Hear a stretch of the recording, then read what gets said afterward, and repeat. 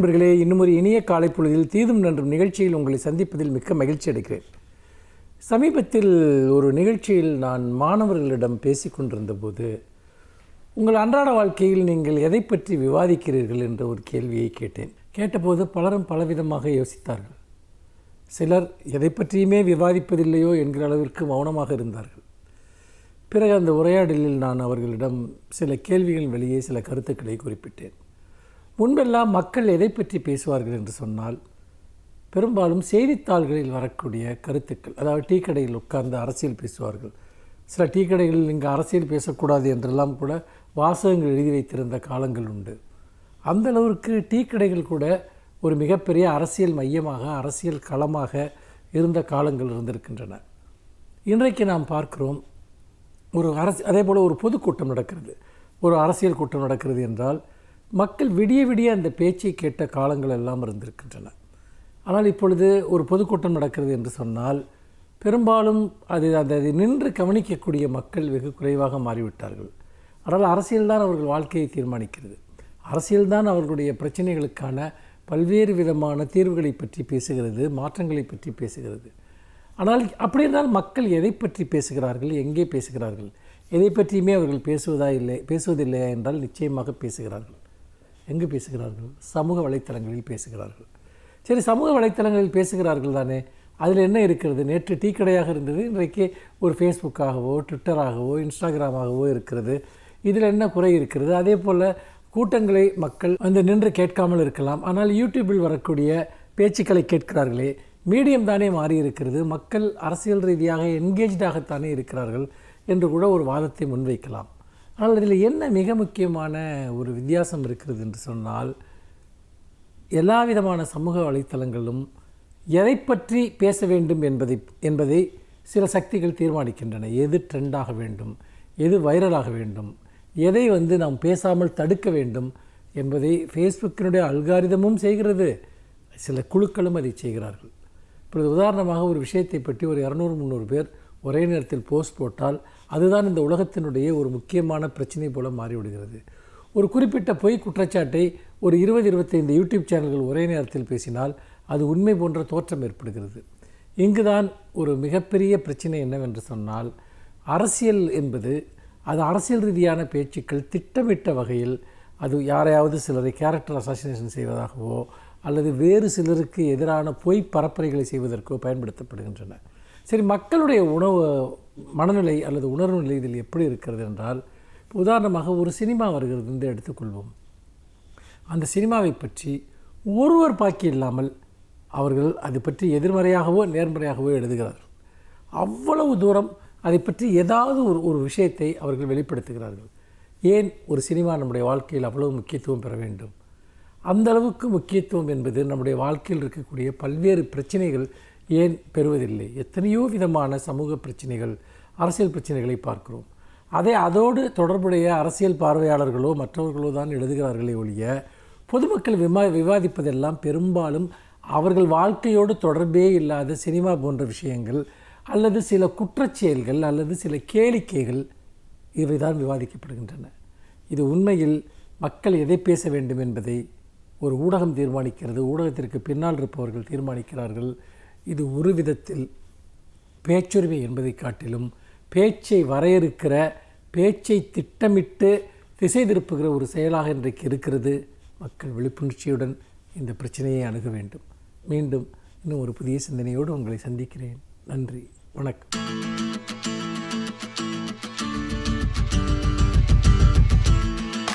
அனைவருக்கும் என் அன்பு வணக்கம். மறைந்த கவிஞர் இன்குலாவின் கவிதைகள் எழுச்சி தருவன, புரட்சிகரமானவை, படிக்கிற போதே ஒரு ஆவேசத்தை உருவாக்கும் என்பதுதான் பொதுவான கருத்து. ஆனால் அவருடைய கவிதைகளை எல்லாம் படித்து பார்க்கிற போது மிக அழகான உருவக கவிதைகளும் அதில் இருக்கின்றன. என்னை கவர்ந்த ஒரு கவிதை கண்ணாடி என்பது. அந்த கவிதை இப்படி தொடங்கும்: இரவும் பகருமாய் என்ன செய்து கொண்டிருக்கிறாய்? கண்ணாடி. கண்ணாடியா? பெரிய பெரிய பெல்ஜியம் கண்ணாடிகளை காசு கொடுத்து கடையில் வாங்கிவிடலாம், நீ என்ன புதிதாய் கண்ணாடி செய்கிறாய்? இப்படி ஓர் உரையாடலாக அந்த கவிதை தொடங்கும். ஒருவன் ஏதோ ஒன்றை செய்து கொண்டிருக்கிறான், இன்னொருவன் கேட்கிறான், என்ன செய்கிறாய்? கண்ணாடி. பெல்ஜியம் கண்ணாடியை விடவா நீ செய்துவிடப் போகிறாய்? அவன் சொல்லுகிறான், ஆமாம், அந்த கண்ணாடிக்கும் இதற்கும் ஒரு வேறுபாடு உண்டு. பெல்ஜியம் கண்ணாடி ஊமை கண்ணாடி, என் கண்ணாடி பேசும் கண்ணாடி. பேசுமா? கண்ணாடி எப்படி பேசும்? ஆமாம், இந்த மானுடம் பற்றி பேசும். அது ஒரு வித்தியாசமான கண்ணாடி. அந்த இடத்திலே தான் இன்குலாப் மறுபடியும் கேட்பார், நீ இந்த கண்ணாடியை எப்படி செய்கிறாய்? அதற்கு அவன் சொல்லுகிற விடைதான் அந்த கவிதை. அவன் சொல்லுவான், நான் எதிலிருந்து செய்கிறேன் தெரியுமா? சேற்றிலிருந்தும், புழுதியிலிருந்தும், பெருமூச்சிலிருந்தும், கல்லறை மண்ணிலிருந்தும், கருவறை சதையிலிருந்தும் நான் செய்கிறேன். பூவிலிருந்தும், தளிர்களிலிருந்தும், சருகுகளிலிருந்தும், புன்னகையிலிருந்தும், கண்ணீரிலிருந்தும் நான் அதனை செய்து கொண்டிருக்கிறேன் என்பான். அப்படி ஒரு கண்ணாடியை செய்ய முடியுமா? அந்த கண்ணாடி எங்கே கிடைக்கும்? எங்கே பார்க்கலாம் அந்த கண்ணாடியை? எங்கே மானுடம் தலை நிமிர்கிறதோ, எங்கே மானுடம் முகந்திருப்புகிறதோ அங்கெல்லாம் என் கண்ணாடி பேசும் என்று சொல்லுவான். இது ஒரு உருவக கவிதை. இப்படி ஒரு கண்ணாடியை நாம் தேடிக்கொண்டிருக்க முடியாது. ஆனால் இந்த மனித வாழ்க்கை எங்கே இருக்கிறது? அது புழுதியிலிருந்தும் புகையிலிருந்தும், புகை என்பது ஆலைகளிலே வேலை செய்கிற தொழிலாளிகள், சேறு என்பது விவசாயிகளை குறிக்கும். இந்த உலகம் எப்படி உருவாக்கப்படுகிறது என்றால் மானுட உழைப்பால் உருவாக்கப்படுகிறது. அது அவன் வயல்களில் வேலை செய்கிறவனாக இருக்கலாம், தொழிற்சாலைகளில் வேலை செய்கிறவனாக இருக்கலாம். எல்லா இடங்களிலிருந்தும் அவன் கண்ணீரிலிருந்தும், குருதியிலிருந்தும், வியர்வையிலிருந்தும் இந்த கண்ணாடியை உருவாக்குகிறேன் என்று சொல்லுகிற போது மக்களுக்கான ஒரு சமூகத்தை, மக்களுக்கான சட்டங்களை அவன் உருவாக்கி கொண்டிருக்கிறான் என்பதைத்தான் கவிஞர் இன்குலாப் உருவகமாக சொல்லுகிறார். அந்த கண்ணாடி எங்கே தெரியும் என்றால், எங்கே மானுடம் தலை நிமிர்கிறதோ, எங்கே மானுடம் முகந்திருப்புகிறதோ அங்கே தெரியும் என்று சொல்லுகிற போது இந்த சமூகம் எப்போது உயர்ந்து நிற்கும்? உழைக்கிற மக்கள் எப்போது தலை நிமிர்ந்து நிற்கிறார்களோ அப்போது தான் இந்த சமூகம் உயர்ந்து நிற்கும் என்று சொல்லுகிற ஓர் அழகான கவிதை. இன்குலாபினுடைய கவிதைகளில் இப்படிப்பட்ட உருவக கவிதைகளை அங்கொன்றும் இங்கொன்றுமாகத்தான் பார்க்க முடியும். ஆனால் அதற்குள்ளும் மிக அழகான கவிதை இருக்கிறது. இந்த கவிதை உங்கள் விசிட்டர் என்று அப்போது வந்து கொண்டிருந்த ஒரு வார இதழில் வெளிவந்தது. வார இதழ் படிக்கும் அந்த மக்களுக்கு இந்த கவிதை கூடுதல் கனமானதாக இருக்கலாம். ஆனால் எல்லோரிடத்திலும் எல்லாம் போய் சேர வேண்டும் என்கிற எண்ணத்தில் இன்குலாப் அன்றைக்கு எழுதினார். இன்குலாபினுடைய கவிதைகள் எப்போதும் புதிய சிந்தனைகளை உருவாக்கும். வாழ்க்கை எங்கே இருக்கிறது என்பதை எடுத்து காட்டும். அவரை பொறுத்தளவு திரும்ப திரும்ப உழைக்கும் மக்களே இந்த உலகம் என்பதை வலியுறுத்துவதுதான் அவர் கவிதைகள், எழுத்து, பேச்சு எல்லாவற்றிலும் அடித்தளமாக இருந்தது. அவருடைய எண்ணம் முழுவதும், எண்ண ஓட்டம் எல்லாம் உழைக்கும் மக்களை சுற்றி சுற்றியே வளர்ந்தது. அவர் பொது உடைமை கட்சி சிந்தனையாளராக இருந்தார். ஆனால் பொது உடைமை கட்சியில் உறுப்பினராக அவர் இல்லை. அவருடைய சிந்தனைகள் சுதந்திரமாக இருந்தன. எல்லோரை பற்றியும் அவருடைய கவிதைகள் பேசின. அவர் கவிதைகள் சிவப்பு. அந்த சிவப்பு எப்படிப்பட்டதென்றால் அவரே சொல்லுவது போல அது உதட்டு சாயத்தில் இருக்கிற சிவப்பல்ல, ஒரு புண்ணின் காயத்திலிருந்து வழிகிற இரத்தத்தின் சிவப்பு தான் இன்குலாபின் கவிதைகள்.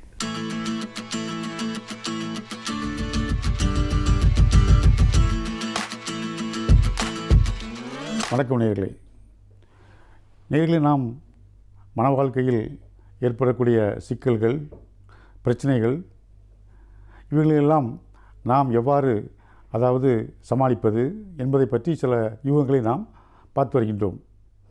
அதில் ஒவ்வொன்றாக பார்த்து வந்தோம். நாம் பிடித்தது, பிடிக்காதது, விட்டு கொடுப்பது, பிறந்த வீட்டை பற்றி நாம் பெருமையாக பேசாமல் இருப்பது என்று பல யுக்திகளை நான் உங்களிடம் கூறி வந்தேன். அதில் ஒரு முக்கியமான ஒன்றாக இருப்பது தாம்பத்தியம். மன வாழ்க்கையில் தாம்பத்தியம் என்பது பொதுவாக செக்ஸ் என்று சொல்கின்றோம். அதை பற்றிய பாலியல், இதை பற்றிய பிரச்சனைகள், அதை பற்றிய விவரங்களை எல்லாம் நாம் வெளிப்படையாக சொல்வதற்கு நாம் இன்றும் வெளிப்படையாக சொல்லக்கூடிய ஒரு நிலைமை இன்னும் வரவில்லை.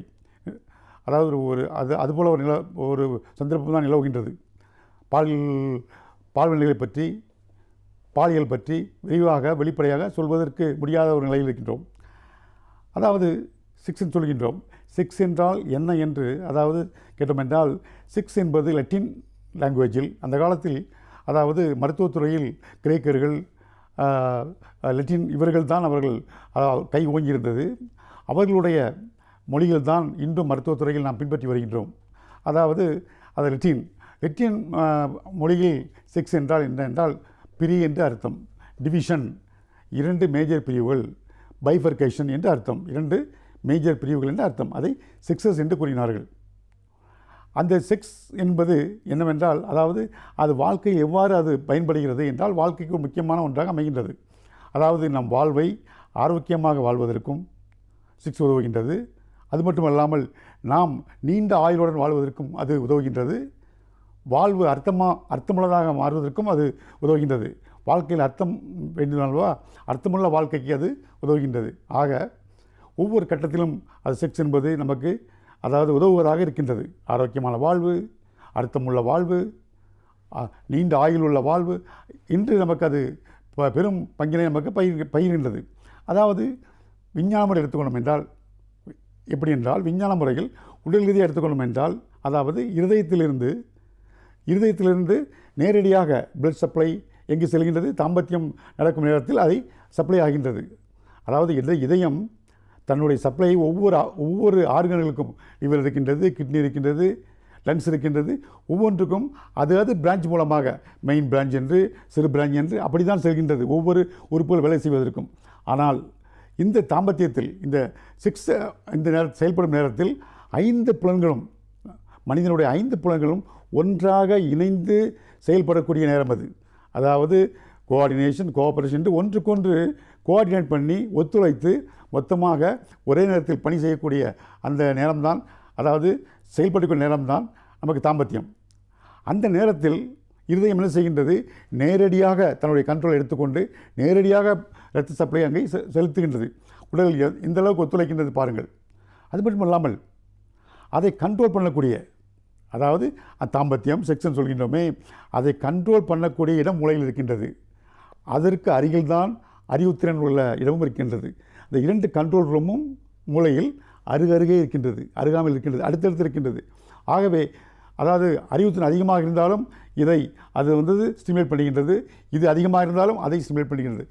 இவ்வாறாக அடுத்தடுத்து இருக்கின்றது. எவ்வளோ ஒற்றுமையாக இருக்கின்றது. அது மட்டுமல்லாமல் அதாவது நாம் பார்க்கின்றோம், அதாவது உடல் மட்டுமல்ல உள்ளம் கூட, அதாவது தாம்பத்தியம் என்பது தனி மனிதனுடைய வாழ்க்கை, தனி மனித சுதந்திரம் என்றால் கூட இருவரும் இணைந்தால்தான் நாம் அதை செயல்படுத்த முடியும். அதே நேரத்தில் அதாவது அது உடல் சம்பந்தமான ஒரு ஒன்றுதான், உறவுதான். இருந்தாலும் மனம் அங்கே முக்கியத்துவம் பெறுகின்றது. மனமும் அதில் பங்கேற்கின்றது. எவ்வாறு என்றால் திருப்தி.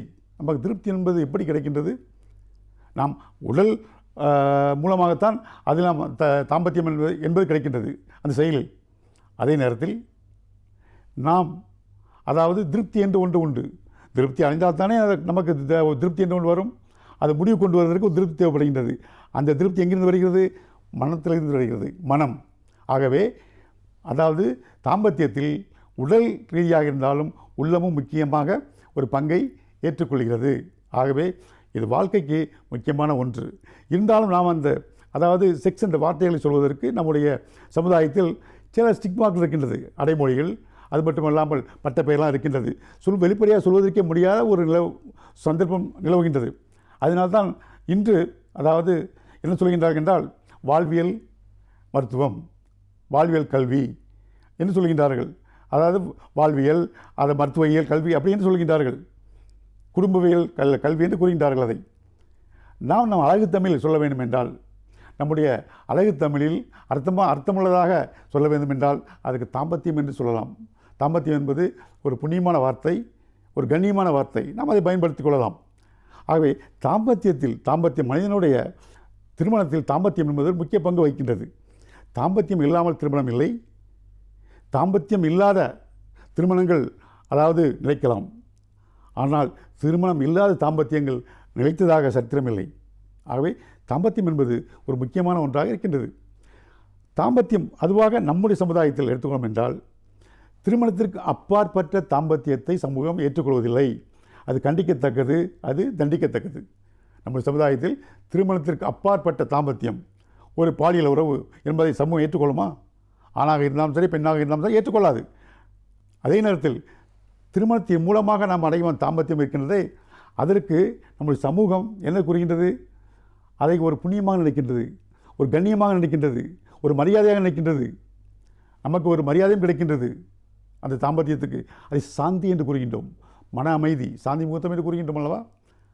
திருமணத்தின் மூலம் அதை அடையும் பொழுது அதனுடைய கண்ணியமும் அதனுடைய மதிப்பும் கூடுகின்றது.